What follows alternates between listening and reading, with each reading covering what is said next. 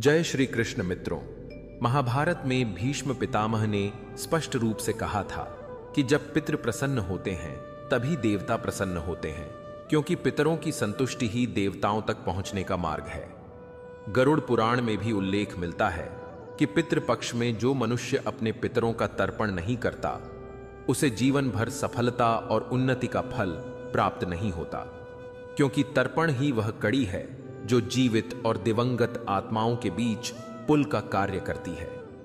पितृपक्ष में की गई एक छोटी सी चूक या लापरवाही मनुष्य के जीवन में दुख, संकट और बाधाओं को जन्म देती है, जबकि सच्चे भाव और पूर्ण श्रद्धा से किया गया अर्पण भाग्य को बदल देता है और दुर्भाग्य को सौभाग्य में परिवर्तित कर देता है। परंतु यदि पितृ नाराज हो जाए तो क्या होगा? क्या आप जानते हैं कि पितृपक्ष में कौन सा श्राद्ध सबसे महत्वपूर्ण और श्रेष्ठ माना गया है?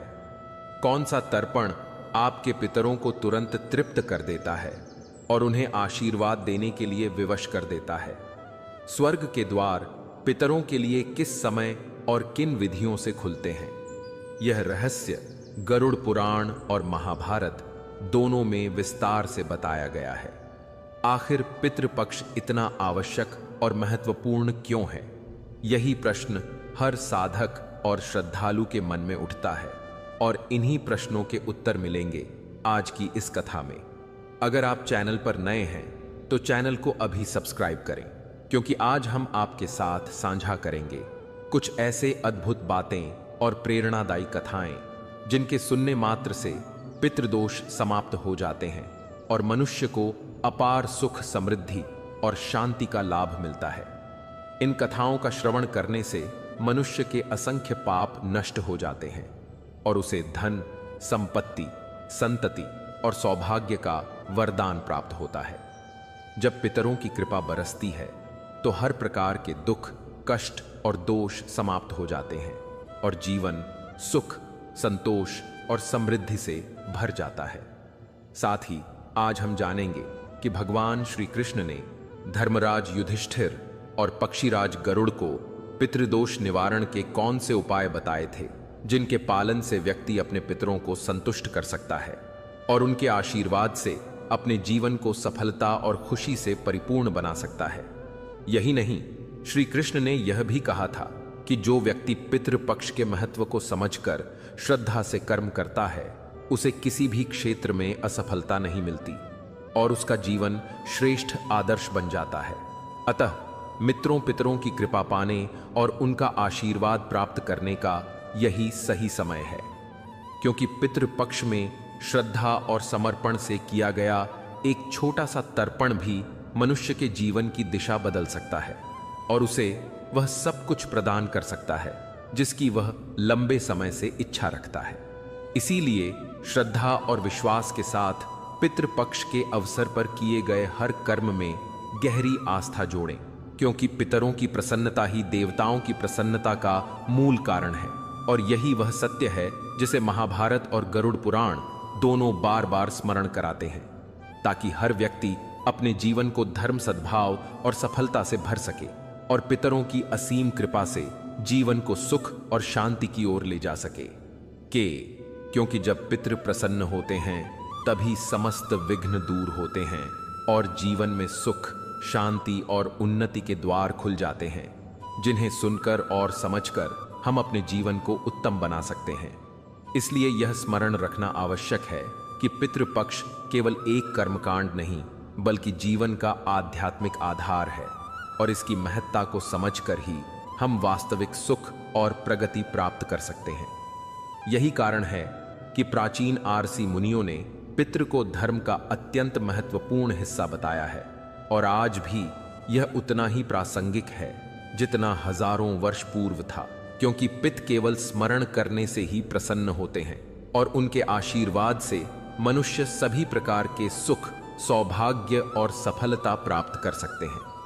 मित्रों, सनातन धर्म का आधार केवल पूजा पाठ तक सीमित नहीं है, बल्कि यह गहराई से कृतज्ञता की भावना से जुड़ा हुआ है, क्योंकि यही भाव हमें अपने पूर्वजों और माता पिता को देवतुल्य मानने की प्रेरणा देता है। हमारे शास्त्रों ने स्पष्ट रूप से कहा है, मातृ देवो भव पितृ देवो भव, अर्थात माता पिता और पूर्वज देवताओं के समान पूजनीय है।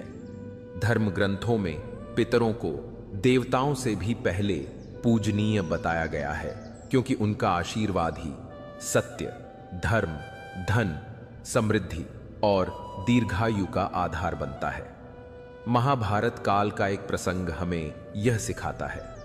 महान दानी कर्ण जब मृत्यु के पश्चात स्वर्गलोक में पहुंचे तो उन्हें सोने, चांदी और रत्नों से सुसज्जित महलों में स्थान तो मिला, किंतु भोजन नहीं मिला। तब कर्ण ने आश्चर्य से यमराज से पूछा, मुझे भोजन क्यों नहीं दिया जा रहा?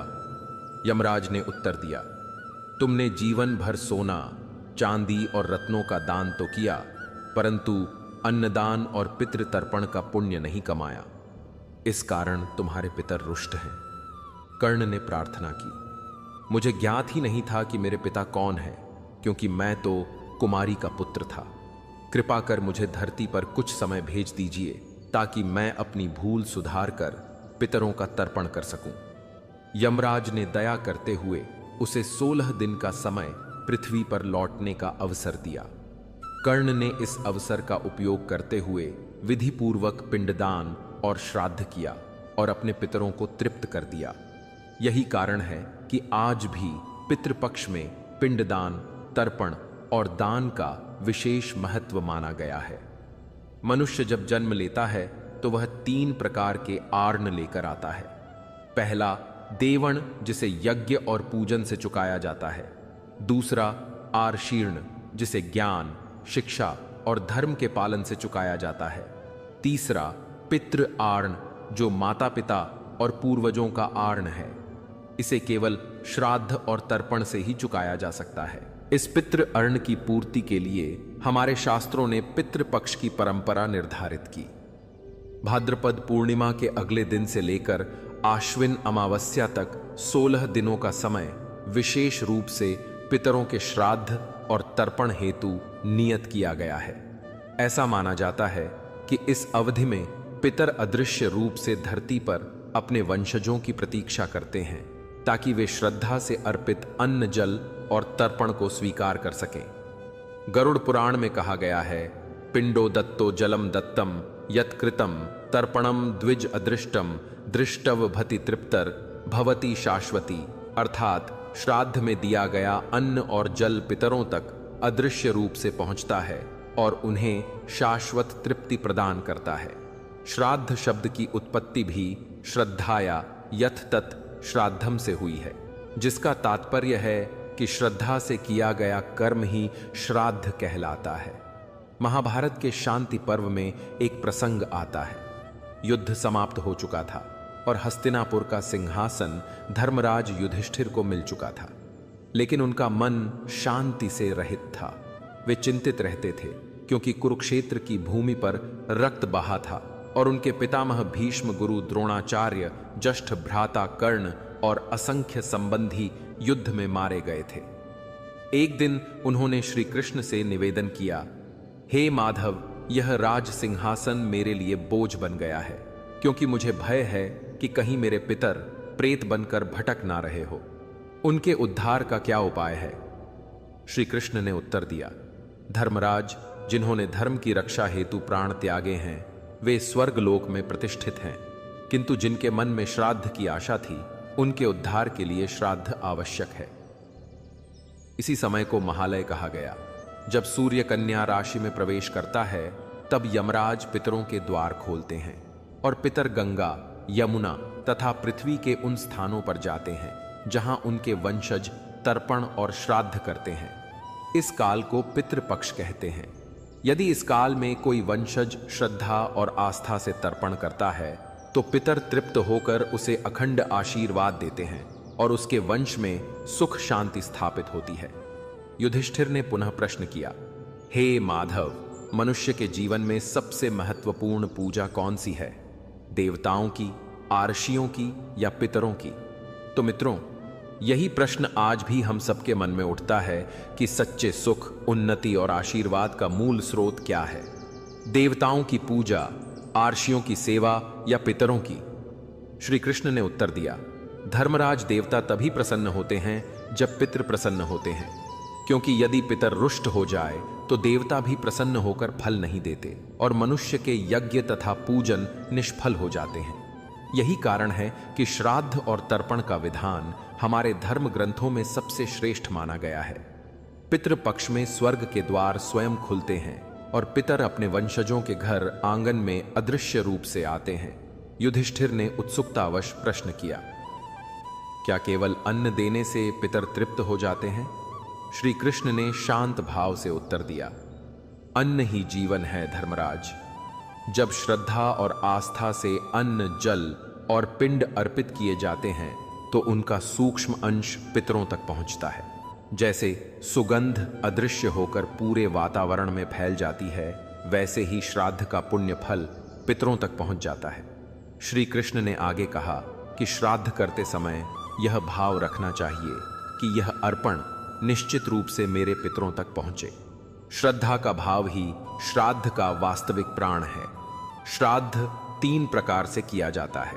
पहला है नित्य तर्पण, जिसमें प्रतिदिन जल और तिल से पितरों को स्मरण किया जाता है। दूसरा है मासिक अमावस्या श्राद्ध, जिसमें पिंडदान का विशेष महत्व है।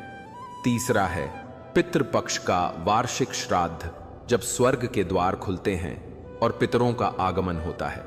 इन तीनों में पितृपक्ष का श्राद्ध सबसे महत्वपूर्ण है, क्योंकि इस काल में किया गया पिंडदान अनगिनत यज्ञों से भी अधिक फलदायी होता है। हे धर्मराज, पुराणों में एक राजा धुंधार की कथा मिलती है। वह राजा अत्यंत पराक्रमी और प्रतापी था, परंतु उसने कभी पितरों का तर्पण नहीं किया। एक बार उसके राज्य में भयंकर अकाल पड़ा और विपत्ति चारों ओर छा गई। जब राजा ने रस्सियों से कारण पूछा तो उन्होंने बताया, राजन, तुम्हारे पितर भूखे प्यासे हैं। वे पितृक से लौटकर तुम्हारे द्वार पर आए थे, परंतु तुमने श्राद्ध नहीं किया। उनके आशीर्वाद के बिना कोई यज्ञ सफल नहीं हो सकता और राज्य समृद्ध नहीं हो सकता। राजा ने तुरंत गंगा तट पर जाकर विधि पूर्वक पिंडदान और तर्पण किया। उसी रात उसे स्वप्न में अपने पितर दिखाई दिए और उन्होंने कहा, वंशज, आज स्वर्ग के द्वार हमारे लिए खुले और तुम्हारे पिंडदान से हम तृप्त हुए। अब तुम्हारा राज्य सुख समृद्धि से भर जाएगा। अगले ही दिन वर्षा होने लगी और राज्य में हरियाली छा गई। पौराणिक मान्यता है कि पितृपक्ष में जब संध्या का समय होता है तो पितर सूक्ष्म शरीर धारण कर अपने वंशजों के घरों में प्रवेश करते हैं। वे देखते हैं कि किसने तर्पण और अन्नदान किया और किसने उपेक्षा की। यदि वंशज श्रद्धा से तर्पण करता है तो पितर प्रसन्न होकर आशीर्वाद देते हैं, और यदि वंशज भूल जाता है तो वे निराश होकर लौट जाते हैं। गरुड़ पुराण में उल्लेख है कि पितृपक्ष के प्रारंभ में यमराज अपने दूतों को आदेश देते हैं, जाओ और पितरों के द्वार खोल दो ताकि वे अपने वंशजों के श्राद्ध हेतु पृथ्वी पर जा सकें। इस प्रकार हर वर्ष पितरों के लिए स्वर्ग द्वार खुलते हैं और वे अपने कुल की ओर बढ़ते हैं। तर्पण की प्रतीक्षा करते हुए कहा गया है कि जब पितर तृप्त होते हैं तो वे 5 विशेष आशीर्वाद देते हैं। पहला, संतान की वृद्धि। दूसरा, अन्न धन की समृद्धि। तीसरा, दीर्घायु और उत्तम स्वास्थ्य। चौथा, सौभाग्य और ऐश्वर्य। और 5वां, परिवार में एकता और शांति। यह 5 वरदान पितर अपने वंशजों को प्रदान करते हैं। यदि कोई व्यक्ति गया, प्रयाग या अन्य तीर्थों पर जाकर पिंडदान करता है तो पितर तुरंत स्वर्ग प्राप्त करते हैं। यहाँ तक कि जो आत्माएं प्रेत योनि में भटक रही होती हैं, वे भी मुक्त होकर स्वर्ग लोक तक पहुंचती हैं। इसलिए इसे मोक्षदायिनी श्राद्ध कहा गया है। गरुड़ पुराण में कहा गया है कि जिस घर में पितरों का विधि पूर्वक श्राद्ध होता है, वहां देवता भी प्रसन्न होकर निवास करते हैं और लक्ष्मी स्थायी रूप से टिकती है। एक बार देवताओं ने ब्रह्मा जी से पूछा, भगवान, यह पितृपक्ष क्यों और किस उद्देश्य से निर्धारित किया गया है? ब्रह्मा जी ने उत्तर दिया, हे देवकी, जब कोई मनुष्य अपने स्वर्गीय पुण्य का भोग कर पुनः धरती पर जन्म लेता है, तब उसके पितर पितृक में रहते हैं और चाहते हैं कि उनके वंशज उन्हें स्मरण करें। जब लोग भूल जाते हैं तब पितर दुखी होते हैं। इसलिए मैंने वर्ष में 16 दिन का यह विशेष काल निर्धारित किया, जिसमें श्राद्ध करने वाला मनुष्य अपने पितरों को तृप्त कर स्वर्गीय सुख का अधिकारी बनता है। महालय अमावस्या, जो पितृपक्ष का अंतिम दिन है, अत्यंत शुभ और फलदायी मानी जाती है। इस दिन किया गया श्राद्ध सभी पितरों तक पहुंचता है, चाहे वे किसी भी योनि में हो। एक समय पक्षीराज गरुड़ अपने मन में गहन जिज्ञासा लिए भगवान श्री कृष्ण के पास आए और प्रणाम करके बोले, हे प्रभु, पितृपक्ष में पितरों की पूजा करने से कौन सा फल प्राप्त होता है और पितरों की शांति के लिए कौन से उपाय किए जाने चाहिए? तब भगवान श्री कृष्ण ने मुस्कुराकर कहा, हे गरुड़, तुम्हारा प्रश्न अत्यंत उत्तम है, क्योंकि इसमें संपूर्ण मानव जाति का कल्याण छिपा हुआ है। जो मनुष्य अपने पितरों को श्रद्धा से संतुष्ट करता है, उसके जीवन के सारे दोष, कष्ट और दुख समाप्त हो जाते हैं और वह हर क्षेत्र में सफलता, सुख और समृद्धि प्राप्त करता है, क्योंकि पितरों का आशीर्वाद ही सबसे बड़ा धन और सुरक्षा कवच होता है। और इसीलिए कहा गया है कि श्राद्ध और तर्पण करने वाले सदैव देवताओं की कृपा और पितरों की छत्र छाया में सुरक्षित होते हैं।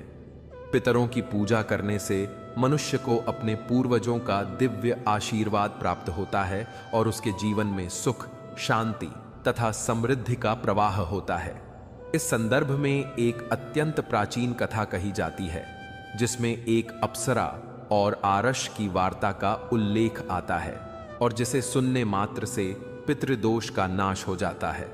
इसलिए हे गरुड़, आज मैं तुम्हें यह कथा सुनाता हूं। इसे ध्यान पूर्वक सुनना, क्योंकि इसमें छिपे रहस्य तुम्हारे सभी प्रश्नों का समाधान कर देंगे। इस कथा को सुनने वाला व्यक्ति पितृकृपा का अधिकारी बनता है और उसके जीवन से दुख, संकट तथा दोष सदा के लिए समाप्त हो जाते हैं। श्री कृष्ण ने कहा, हे गरुड़, यह प्रसंग अत्यंत प्राचीन काल का है, जब रुचि नामक एक राजा थे। वे सांसारिक मोह, भोग और विलासिता को छोड़कर निर्भय होकर ब्रह्मचर्य का पालन करने लगे थे। उन्होंने गृहस्थ जीवन से विरक्ति ले ली और केवल वन वन भटकते रहते थे। दिन में केवल एक बार भोजन करते, तपस्या में लीन रहते और सांसारिक बंधनों से पूर्णतः मुक्त हो चुके थे। जब उनके पितृगों ने देखा कि उनका वंशज गृहस्थ जीवन का त्याग कर रहा है, तो वे अत्यंत चिंतित हो गए, क्योंकि वंश की निरंतरता संतान से होती है और बिना संतान के वंश परंपरा टूट जाती है। पितरों ने विचार किया कि यदि हमारा वंशज ऐसे ही वैराग्य में जीवन व्यतीत करता रहा तो वंश समाप्त हो जाएगा। इसलिए वे स्वयं रुचि आरश के पास प्रकट हुए। जब रुचि गहन ध्यान में लीन थे, तभी उनके समक्ष 4 दिव्य आत्माएं प्रकट हुईं। उन्हें देखकर आर्षि आश्चर्यचकित रह गए और विनम्र होकर प्रणाम किया तथा पूछा, हे महान आत्माओं, आप कौन हैं और किस कारण मेरे सम्मुख पधारे हैं? तब वे दिव्य आत्माएं बोली, वत्स, हम तुम्हारे पितर हैं और तुम्हारे इस वैराग्यपूर्ण आचरण से अत्यंत दुखी हैं। इसलिए हम तुम्हें मार्गदर्शन देने आए हैं। ऋषि ने आदरपूर्वक कहा, हे पूर्वजों, आप सभी के दर्शन पाकर मैं कृतार्थ हुआ हूं, किंतु आप मेरे आचरण से असंतुष्ट क्यों हैं? कृपया विस्तार से बताइए कि मुझसे ऐसी कौन सी भूल हुई है जिससे आप दुखी हैं? तब पितर बोले, वत्स, तुमने विवाह क्यों नहीं किया? विवाह मनुष्य जीवन का आधार है। विवाह से ही वंश चलता है और संतान के माध्यम से पितृ आस से मुक्ति मिलती है। गृहस्थ आश्रम ही ऐसा मार्ग है जिसमें देवताओं की पूजा, पितरों का तर्पण, ऋषियों का सम्मान और याचकों का सत्कार संभव है। जो व्यक्ति विवाह नहीं करता और संतान उत्पन्न नहीं करता, वह देव आरण और पितृ आरण से मुक्त नहीं हो सकता। संसार में प्रत्येक मनुष्य उर्षियों, देवताओं, पितरों और प्राणियों का ऋणी होता है। संतान की उत्पत्ति के बिना तुम स्वर्ग कैसे प्राप्त करोगे? देव पूजा, पितृतर्पण और गृहस्थ जीवन के बिना मोक्ष प्राप्त करना कठिन है। यदि तुम विवाह से विमुख रहोगे तो मरने के बाद नरक प्राप्त करोगे और अगले जन्म में भी कष्ट भोगोगे। यह सुनकर आरषि रुचि ने उत्तर दिया, हे पितरों, विवाह जीवन में बंधन और दुख का कारण बनता है। स्त्री संघ और परिग्रह से पाप बढ़ता है और अंत समय में अधोगति होती है। मैंने इसी कारण विवाह नहीं किया है। मेरे लिए वह श्रेष्ठ है जो अविवाहित रहकर प्रतिदिन ज्ञान का अभ्यास करता है और विद्या के अमृत से आत्मा को निर्मल करता है। इंद्रियों को वश में रखकर आत्मा को शुद्ध करना ही सच्चा साधन है। यह सुनकर पितरों ने कहा, वत्स, तुम्हारा कथन एक हद तक उचित है, किंतु यह मार्ग पूर्ण कल्याणकारी नहीं है। केवल संयम और वैराग्य से पितृ आरण का निवारण नहीं होता। गृहस्थ जीवन से ही संतुलन बनता है। इंद्रियों पर नियंत्रण रखते हुए विवाह करके संतान उत्पन्न करने और पितरों का तर्पण करने से ही स्वर्ग और मोक्ष प्राप्त होता है। तुम्हारा मार्ग अधूरा है और इससे तुम्हें वह पूर्ण कल्याण नहीं मिलेगा जिसकी अपेक्षा तुम कर रहे हो। इस प्रकार पितरों ने आरषि रुचि को समझाया कि जीवन में संतुलन आवश्यक है और केवल एक पक्ष पर चलने से पूर्णता नहीं आती। गृहस्थ धर्म, देव पूजन और पितृ तर्पण को साथ लेकर चलना ही सच्चा धर्म है। इसलिए मनुष्य को वैराग्य और ज्ञान के साथ साथ विवाह और गृहस्थ धर्म का भी पालन करना चाहिए, क्योंकि यही वह मार्ग है जिससे वंश चलता है और पितरों की संतुष्टि होती है।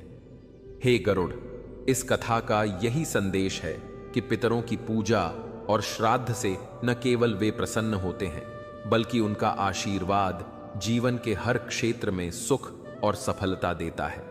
इसलिए हर मनुष्य को यह स्मरण रखना चाहिए कि पितरों के बिना जीवन अधूरा है और उनकी कृपा से ही हमारा अस्तित्व है। और यही कारण है कि पितृपक्ष का महत्व अनादिकाल से लेकर आज तक बना हुआ है, क्योंकि जब हम अपने पूर्वजों को प्रसन्न करते हैं तभी देवता भी हम पर कृपा करते हैं और हमारा जीवन संपूर्ण बनता है। क्योंकि वास्तव में पितरों के आशीर्वाद के बिना कोई भी मनुष्य न तो समृद्धि पा सकता है और ना ही शांति। और यदि तुम इस तथ्य को भली भांति समझ लोगे तो जान जाओगे कि तुम स्वयं पितरों की छत्र छाया में सुरक्षित रह रहे हो। यही कारण है कि ऋषियों ने कहा है, हे मनुष्य, अपने पूर्वजों का तर्पण करना मत भूलना, क्योंकि उनके आशीर्वाद से ही तुम्हारे जीवन का हर संकट दूर होगा और तुम सदा सुख और समृद्धि का अनुभव करते रहोगे। इसीलिए गरुड़ स्मरण रखो कि पितरों की कृपा से ही जीवन में वास्तविक उन्नति और संतोष प्राप्त होते हैं और उनका स्मरण ही हमें सच्चे धर्म और मोक्ष की ओर ले जाता है, क्योंकि अंततः पितरों की कृपा से ही सब कुछ संभव होता है और उनके आशीर्वाद के बिना जीवन अधूरा रह जाता है। इसलिए हे गरुड़, सदैव याद रखना कि पितरों का आशीर्वाद ही मनुष्य का सबसे बड़ा धन है और वही उसे हर मार्ग पर सफलता और मोक्ष की ओर ले जाता है।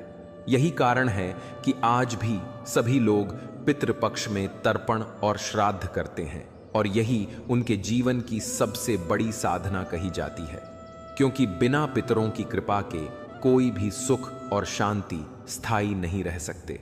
और यह सत्य तुम सदैव अपने हृदय में धारण करके चल रहे हो। यज्ञ, तप और दान के द्वारा जब मनुष्य अपने अमंगल और पाप कर्मों को दूर करते हुए निष्काम भाव से जीवन जीता है, तब उसके शुभ और अशुभ कर्म भी बंधन का कारण नहीं बनते। जो भी पूर्व जन्म का संचित कर्म है वह भोग के द्वारा धीरे धीरे नष्ट हो जाता है और जो पुण्य कर्म है वह सुख दुख के अनुभव से निरंतर समाप्त होता रहता है। तब आरषि रुचि ने अपने पितामह से कहा, हे पितामह, वेदों में कर्म मार्ग का प्रतिपादन वास्तव में अविद्या और माया की पुष्टि करता है। ऐसे में आप मुझे विवाह करने के लिए क्यों प्रेरित कर रहे हैं?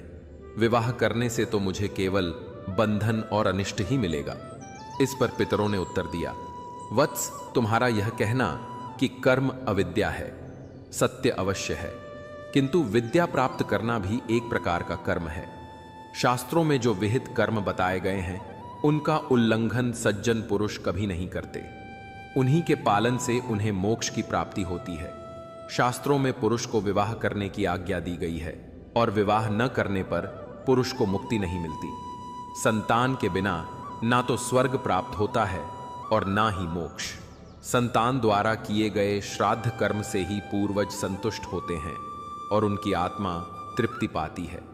अतः हे पुत्र, तुम्हें विधि पूर्वक विवाह अवश्य करना चाहिए। यदि तुम विवाह नहीं करोगे तो तुम्हारे सभी कर्म व्यर्थ हो जाएंगे और जीवन में केवल विफलता ही शेष रह जाएगी।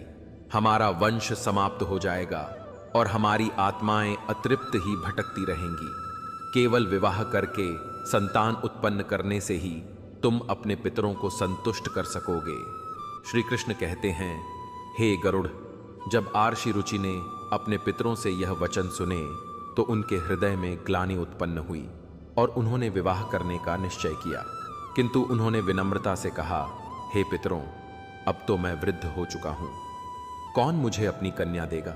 मेरे जैसे बूढ़े व्यक्ति के लिए विवाह करना अत्यंत कठिन और कष्टदायक है। तब पितरों ने कहा, वत्स, यदि तुम हमारे वचनों का पालन नहीं करोगे तो निश्चित ही हम सबका पतन हो जाएगा और तुम्हारी भी अधोगति होगी। इतना कहकर वे सभी पितर अदृश्य हो गए। तब श्री कृष्ण कहते हैं, हे गरुड़, पितरों के ऐसे कटु वचनों को सुनकर आर्षि रुचि का मन अत्यधिक व्याकुल हो उठा।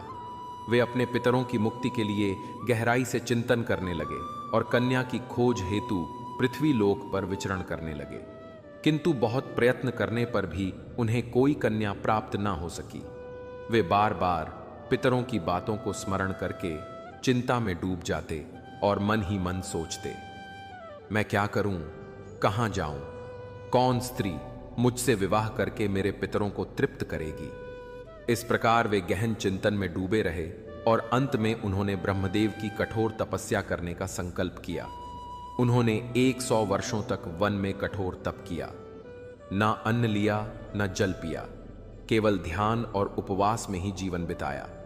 अंततः उनकी तपस्या से प्रसन्न होकर जगत पिता ब्रह्मा प्रकट हुए और उन्होंने कहा, हे रुचि, मैं तुम्हारी घोर तपस्या से अत्यंत संतुष्ट हूं। जो भी अभिलाषा तुम्हारे मन में है उसे प्रकट करो, मैं उसे अवश्य पूर्ण करूंगा। तब आर्ष रुचि ने विनम्र होकर प्रणाम किया और बोले, हे परमपिता, मेरे पितरों ने मुझसे संतान उत्पन्न करने की आज्ञा दी है, किंतु मुझे विवाह योग्य कोई कन्या प्राप्त नहीं हो रही। इसलिए आप कृपा करके मुझे ऐसी कन्या प्रदान करें जिससे विवाह कर मैं संतान उत्पन्न कर सकूं और अपने पितरों को संतुष्ट कर सकूं। ब्रह्मदेव ने प्रसन्न होकर कहा, हे विप्र, तुम्हें अब किसी चिंता की आवश्यकता नहीं है। तुम प्रजापति बनोगे और तुम्हारे माध्यम से ही इस संसार में प्रजा का विस्तार होगा। तुम्हारे ही द्वारा समस्त लोकों में प्राणियों की उत्पत्ति होगी और तुम्हारे वंश से ही आगे चलकर अनगिनत कुलों की स्थापना होगी। तुम्हारे परिश्रम और तप के कारण तुम्हें यह विशेष वरदान प्रदान किया जाता है कि अब तुम्हारे द्वारा ही नई सृष्टि होगी। तुम्हारे पितरों ने स्पष्ट कहा था कि तुम्हें जीवन में स्त्री से विवाह करना ही चाहिए, क्योंकि विवाह से ही वंश की निरंतरता बनी रहती है और पितरों को तृप्ति प्राप्त होती है। इस अभिलाषा को हृदय में धारण करते हुए तुम्हें पितरों की पूजा और तर्पण अवश्य करना चाहिए, क्योंकि उनके प्रसन्न होने पर ही तुम्हारी यह कामना पूर्ण होगी और तुम्हें उत्तम एवं गुणवान पत्नी की प्राप्ति होगी। इस प्रकार उपदेश देकर स्वयं ब्रह्मदेव अंतर्धान हो गए। ब्रह्मा जी के वचन सुनकर महर्षि रुचि ने पुनः अपने पितरों को प्रसन्न करने का दृढ़ निश्चय किया और वे एक पवित्र नदी के तट पर पहुंचे, जहां एकांत में उन्होंने श्रद्धा भाव से पितरों का तर्पण किया और उन्हें संतृप्त किया। तत्पश्चात वे एकाग्रचित्त होकर भक्ति भाव से अपने पितरों की स्तुति करने लगे। श्री कृष्ण ने कहा, हे गरुड़, जो स्तुति महर्षि रुचि ने अपने पितरों के लिए की उसे प्रत्येक मनुष्य को श्रद्धा भाव से सुनना चाहिए। यह स्तुति इतनी प्रभावशाली है कि इसके श्रवण मात्र से ही असंख्य पापों का क्षय होता है और सभी पितृदोष नष्ट हो जाते हैं। यही कारण है कि इसे सुनने वाले को पितरों का दिव्य आशीर्वाद प्राप्त होता है। अब ध्यान पूर्वक सुनो वह स्तुति जो अधिदेवता स्वरूप में स्थित हैं और श्राद्ध काल में श्रद्धा मंत्र से देवताओं के द्वारा तृप्त किए जाते हैं। उन सभी दिव्य पितरों को मैं नमस्कार करता हूं। स्वर्ग लोक में स्थित महर्षि गण जिन्हें मानसिक श्राद्ध द्वारा भक्ति भाव से तृप्त करते हैं। उन सभी पूर्वजों को भी मैं प्रणाम करता हूं। अग्निस्वात, वर्ष, आज्ञा और सोमपतिगण जो इस श्राद्ध में सम्मिलित होकर पिंडदान से संतुष्ट होते हैं, वे मेरे पितरों को तृप्त करें और कृपा करें। आगे रुचि ने कहा, इस स्तुति के साथ ही वातावरण में एक दिव्य तेज प्रकट हुआ जिसने संपूर्ण आकाश को आलोकित कर दिया। उस अद्भुत प्रकाश को देखकर आश रुचि घुटनों के बल बैठकर पुनः अपने पितरों की स्तुति करने लगे। उनकी भक्ति और समर्पण से प्रसन्न होकर पितृ प्रकट हुए और बोले, हे पुत्र, तुम्हारी इस स्तुति से हम अत्यंत प्रसन्न हैं। अब तुम अपनी इच्छा निसंकोच कहो। नतमस्तक होकर रुचि ने निवेदन किया, हे पितृदेव, ब्रह्मदेव ने मुझे प्रजापति बनाकर सृष्टि की रक्षा का कार्य सौंपा है। इसीलिए मैं आपसे एक ऐसी पत्नी की कामना करता हूं जो गुणवान, धर्मनिष्ठ और सद्गुणों से युक्त हो, जिससे मुझे संतान प्राप्त हो और मेरे पितरों की तृप्ति हो सके। पितरों ने उत्तर दिया, वत्स, इसी स्थान पर अभी तुम्हें उत्तम पत्नी की प्राप्ति होगी। तुम्हें मनोरमा नामक कन्या पत्नी के रूप में मिलेगी और उससे तुम्हें एक पुत्र उत्पन्न होगा जो बुद्धिमान, बलशाली और पराक्रमी होगा। वह मनु नाम से तीनों लोकों में विख्यात होगा और आगे चलकर उसके भी अनेक महान पुत्र होंगे जो पृथ्वी की रक्षा करेंगे। इतना कहकर पितरों ने आशीर्वाद दिया और अंतर्धान हो गए। पितरों के अदृश्य होते ही उसी क्षण पितरों की कृपा से नदी के मध्य से एक दिव्य अप्सरा प्रकट हुई। वह अत्यंत सुंदर थी और उसकी वाणी मधुरता से भरी हुई थी। उसने महर्षि रुचि से कहा, हे तपस्वी वरुण पुत्र, महर्षि पुष्कर के द्वारा मेरी एक अद्भुत और सुंदर कन्या उत्पन्न हुई है। उसका नाम मानिनी है। मैं उस रूपवती कन्या को तुम्हें पत्नी के रूप में प्रदान करती हूं। तुम उससे विवाह करो। उससे तुम्हें एक अतिशय तेजस्वी और विद्वान पुत्र की प्राप्ति होगी जो मनु नाम से संसार में प्रसिद्ध होगा। इस प्रकार पितरों की कृपा और अप्सरा की आज्ञा से महर्षि रुचि ने उस कन्या से विवाह किया। श्री कृष्ण कहते हैं, हे गरुड़, जिस प्रकार आशी रुचि ने अपने पितरों को भक्ति और श्रद्धा से प्रसन्न करके विवाह योग्य कन्या की प्राप्ति की और अपने वंश की निरंतरता सुनिश्चित की, उसी प्रकार हर मनुष्य को चाहिए कि वह अपने पितरों के प्रति आदर और समर्पण भाव रखे, क्योंकि यही वह मार्ग है जिससे वंश उन्नति और जीवन की पूर्णता मिलती है। कथा के अंत में भगवान श्री कृष्ण ने गरुड़ जी को विस्तार से पितरों को प्रसन्न करने के विविध उपाय बताए, जो न केवल पितृदोष को दूर करते हैं बल्कि पितरों की दिव्य कृपा भी दिलाते हैं। श्री कृष्ण कहते हैं, पितरों को संतुष्ट करने के लिए सबसे पहला और मुख्य उपाय तर्पण है। तर्पण का तात्पर्य है पवित्र भावना और श्रद्धा से जल अर्पण करना। पितृपक्ष के दिनों में शुद्ध हृदय से काले तिल, जल, दूध और कुश के साथ पितरों का आह्वान करके जल अर्पण करना चाहिए, जिससे पितृग प्रसन्न होकर आशीर्वाद देते हैं। तर्पण के समय AUM पितृभ्य स्वधा मंत्र का उच्चारण अवश्य करना चाहिए, जिससे पितरों की आत्मा तृप्त होती है। श्री कृष्ण आगे कहते हैं कि श्राद्ध कर्म भी पितरों को तृप्त करने का एक अत्यंत प्रभावशाली मार्ग है। इस अनुष्ठान में पितरों के नाम से सात्विक भोजन अर्पित करना, ब्राह्मणों को आदर पूर्वक भोजन कराना, उन्हें वस्त्र और दक्षिणा देकर आशीर्वाद लेना अनिवार्य माना गया है। श्राद्ध के दिन विशेष रूप से खीर, पूरी, सब्जी और पौष्टिक भोजन बनाकर पवित्रता के साथ अर्पण करना चाहिए। साथ ही गाय, कुत्ते, कौवे और ब्राह्मणों को भोजन कराना भी शुभ फल देने वाला होता है। ऐसा करने से पितरों की कृपा से जीवन में सुख और समृद्धि आती है।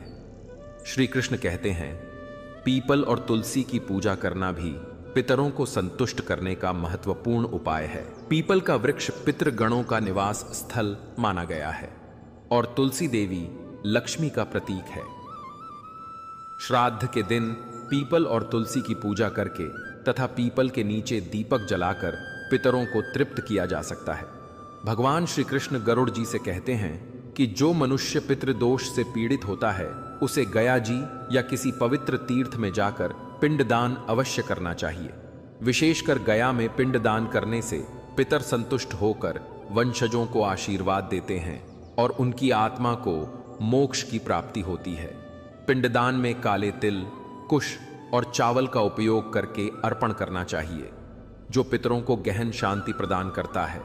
श्री कृष्ण कहते हैं, श्राद्ध पक्ष में व्रत रखना, सात्विक भोजन करना और ब्रह्मचर्य का पालन करना आवश्यक है। इस समय मांस, मदिरा और तामसिक आहार का सेवन वर्जित है। व्रत के दौरान भगवान विष्णु, शिव और देवी लक्ष्मी की आराधना करनी चाहिए। इससे पितरों की आत्मा प्रसन्न होती है और आशीर्वाद प्रदान करती है। पितरों को संतुष्ट करने का एक और श्रेष्ठ मार्ग है अन्नदान और वस्त्रदान। गरीबों, ब्राह्मणों और साधुओं को श्रद्धा से भोजन और वस्त्र प्रदान करने से पितरों की आत्मा तृप्त होती है। इससे मनुष्य को अपार पुण्य की प्राप्ति होती है और पितृदोष नष्ट होते हैं। साथ ही घर परिवार में सुख समृद्धि आती है।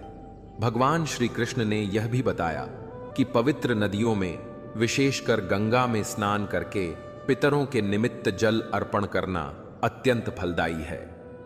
गंगा जल पितरों की तृप्ति के लिए सर्वोत्तम माना गया है, क्योंकि इसके प्रभाव से पितृदोष समाप्त होते हैं और पितर संतुष्ट होकर आशीर्वाद देते हैं। इस प्रकार श्री कृष्ण ने गरुड़ जी को पितरों की पूजा और तर्पण के महत्व को विस्तार से समझाया और यह बताया कि जब मनुष्य श्रद्धा और विश्वास से इन उपायों को करता है तो उसका जीवन सभी प्रकार के दोषों से मुक्त होकर सुख, शांति और समृद्धि से परिपूर्ण हो जाता है। क्योंकि पितरों की कृपा ही वह अदृश्य शक्ति है जो मनुष्य के जीवन को संवारती है और उसे धर्म, अर्थ, काम और मोक्ष चारों पुरुषार्थों की सिद्धि प्रदान करती है। इसीलिए श्री कृष्ण कहते हैं कि पितरों की उपासना केवल एक कर्तव्य ही नहीं, बल्कि संपूर्ण जीवन की सफलता का आधार होती है। और जब मनुष्य इसे हृदय से करता है तो उसका वंश निरंतर उन्नति करता है और उसका जीवन सार्थक होता है।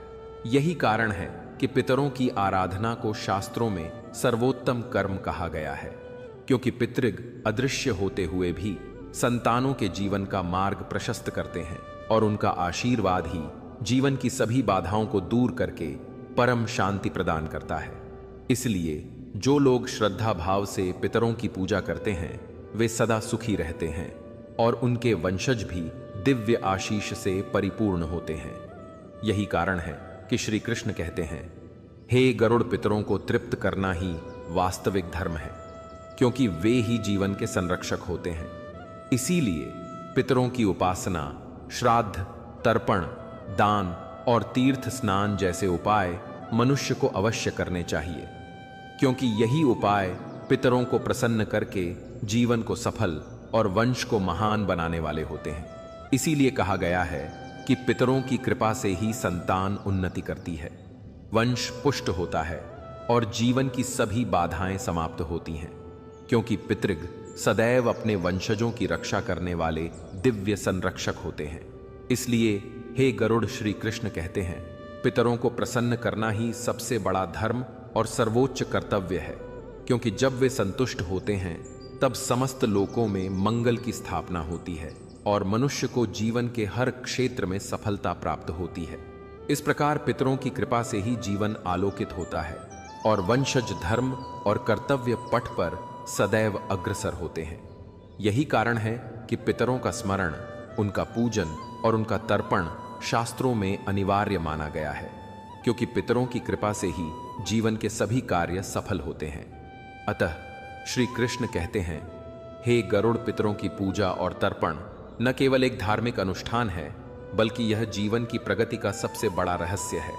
और जब मनुष्य इसे सच्चे मन से करता है तब उसका जीवन दोष मुक्त और समृद्धिशाली बन जाता है, क्योंकि पितृगण वास्तव में वंश के रक्षक और जीवन के मार्गदर्शक होते हैं। यही कारण है कि श्री कृष्ण कहते हैं कि पितरों की पूजा, श्राद्ध और तर्पण करने से मनुष्य न केवल इस लोक में सुख और सफलता प्राप्त करता है, बल्कि परलोक में भी पितरों का सानिध्य और आशीर्वाद प्राप्त करता है। यही कारण है कि पितरों का स्मरण, उनकी पूजा और तर्पण करना मनुष्य के लिए सर्वोत्तम धर्म और कर्तव्य माना गया है, क्योंकि पितृग ही अदृश्य रूप से अपने वंशजों की रक्षा करने वाले सच्चे संरक्षक होते हैं। इसीलिए श्री कृष्ण कहते हैं, हे गरुड़, पितरों को प्रसन्न करके ही मनुष्य अपने जीवन में वास्तविक सुख, समृद्धि और शांति प्राप्त करता है, क्योंकि पितृग सदैव अपने वंशजों पर कृपा दृष्टि रखते हैं और यही उनका आशीर्वाद जीवन को उज्जवल बनाता है और सभी संकटों को दूर करता है। अतः हे गरुड़, याद रखो कि पितरों की आराधना ही सबसे महान कर्तव्य और श्रेष्ठ धर्म है, क्योंकि पितृगण ही वंश की उन्नति और जीवन की प्रगति के वास्तविक आधार होते हैं। गंगा में पवित्र स्नान करने से मनुष्य के भीतर संचित पाप और दोष धुल जाते हैं तथा पितरों की आत्मा को गहन शांति प्राप्त होती है। इस पुण्य कार्य से पितर प्रसन्न होकर अपने वंशजों को दीर्घायु, समृद्धि और सुख का आशीर्वाद प्रदान करते हैं। श्री कृष्ण कहते हैं, हे गरुड़, पितरों को प्रसन्न करने का सर्वोत्तम मार्ग केवल जल अर्पण या स्नान तक सीमित नहीं है, बल्कि सत्संग में सम्मिलित होना और पवित्र ग्रंथों का श्रवण तथा पाठ करना भी उतना ही महत्वपूर्ण है। विशेषकर भगवत गीता का नियमित पाठ जीवन को शुद्ध और आलोकित करता है। गीता के 7वें और 11वें अध्याय का श्रवण और पाठ पितरों की आत्मा को गहन शांति देता है और उनके आशीर्वाद से वंशज सदैव सुरक्षित और समृद्ध बने रहते हैं। भगवान श्री कृष्ण गरुड़ जी को यह समझाते हुए कहते हैं कि जो भी मनुष्य श्रद्धा और विश्वास के साथ इन उपायों को करता है, उसके जीवन में कोई भी बाधा स्थायी रूप से टिक नहीं पाती। पितरों की कृपा से उसके दोष नष्ट होते हैं और परिवार में सुख, शांति और सौहार्द बना रहता है। श्री कृष्ण कहते हैं, नियमित रूप से पितरों की पूजा, तर्पण और दान करने से पितृदोष से मुक्ति मिलती है और पितृग संतुष्ट होकर वंशजों को आशीर्वाद देते हैं। इसी कारण कहा गया है कि पितरों का स्मरण और तर्पण करना हर मानव का कर्तव्य है। श्री कृष्ण ने गरुड़ जी को यह भी बताया कि हे पक्षीराज, जो व्यक्ति इन उपायों का नियम पूर्वक पालन करता है, वह कभी पितृदोष से ग्रस्त नहीं होता और उसके पितर सदैव प्रसन्न होकर उसके परिवार की रक्षा करते हैं। आगे भगवान श्री कृष्ण ने एक प्रसंग का उल्लेख करते हुए कहा कि सत्य युग में रुक्मांगद नामक राजा अत्यंत धर्मनिष्ठ और वचनबद्ध था। उसने प्रतिज्ञा की थी कि किसी भी स्थिति में धर्म नियम नहीं तोड़ेगा। एक बार पितृपक्ष आया और राजा ने श्राद्ध का व्रत किया। उसी समय नारद मुनि प्रकट हुए और बोले, राजन, इस बार देवताओं के लोक में एक महान यज्ञ होने जा रहा है, आपको वहां उपस्थित होना आवश्यक है। रुक्मांगद ने विनम्रता से उत्तर दिया कि मुनिवर, पितृपक्ष में श्राद्ध त्यागना अधर्म होगा और मैं ऐसा अपराध नहीं कर सकता। तब नारद जी ने कहा कि राजन, यह देवताओं का आदेश है, आपको अवश्य जाना होगा। यहां आपके स्थान पर आपकी रानी यह व्रत निभाएगी। राजा अनिच्छा से देवताओं के यज्ञ में गए और रानी ने श्राद्ध का अनुष्ठान किया, किंतु एक दिन वह भूलवश व्रत में चूक गई। जब राजा वापस आए तो पितर अत्यंत अप्रसन्न हुए और स्वप्न में प्रकट होकर कहने लगे कि राजन, तुमने हमें भूखा रखा है, अब तुम्हारे वंश पर संकट अवश्य आएगा। यह सुनकर राजा अत्यंत दुखी हुए और उन्होंने प्रायश्चित करने का संकल्प लिया। उन्होंने ब्राह्मणों को दान दिया, गंगा स्नान किया और पितरों की आराधना करके उन्हें संतुष्ट किया। तब जाकर पितरों ने प्रसन्न होकर शांति प्रदान की। इस कथा से यह शिक्षा मिलती है कि श्राद्ध कार्य को कभी टालना या हल्के में लेना नहीं चाहिए, क्योंकि यह केवल एक अनुष्ठान नहीं बल्कि पितरों के प्रति कृतज्ञता और श्रद्धा का प्रतीक है।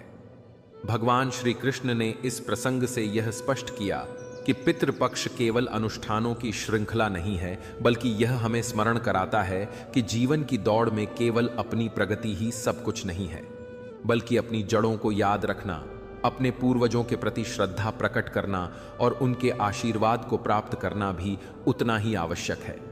यही कारण है कि शास्त्रों ने श्राद्ध, तर्पण और दान को सर्वोत्तम कर्मों में गिना है, क्योंकि जब पितर प्रसन्न होते हैं तो परिवार, समाज और संपूर्ण वंश उन्नति की ओर अग्रसर होता है।